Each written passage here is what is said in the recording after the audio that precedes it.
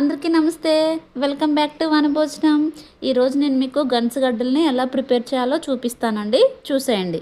ముందుగా గన్సుగడ్డల్ని half an hour పాటు నీళ్ళల్లో నానబెట్టుకొని ఇలా శుభ్రంగా కడిగేసుకోండి.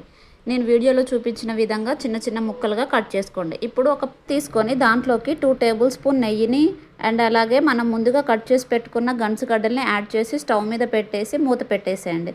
ఇప్పుడు బెల్లాన్ని తీసుకొని బెల్లాన్ని సన్నగా తురుముకోవాలండి. ఇలా సన్నగా తురుముకున్న బెల్లాన్ని పక్కన పెట్టేసేయండి. ఒక 5 మినిట్స్ తర్వాత గన్సుగడ్డల మూత తీసి చూస్తే సగం మగ్గిపోయి ఉంటాయండి. ఇప్పుడు సగం మగ్గిపోయిన గన్సుగడ్డల్లో మనం ముందుగా కట్ చేసి పెట్టుకున్న బెల్లం ఉంది కదా, ఆ బెల్లాన్ని వేసేసి అస్సలు కదపకుండా అలానే మూత పెట్టేసేయండి. అలా మూత పెట్టేసి ఒక 5 మినిట్స్ వరకు మగ్గనివ్వండి. తర్వాత మూత తీసి గన్సుగడ్డల్ని మరొకసారి బాగా కలుపుకోండి. బాగా కలుపుకున్న తర్వాత ముక్క తీసి ఉడికిందో లేదో చూసుకోండి. ముక్క ఉడికినట్టయితే గన్సుగడ్డలు రెడీ.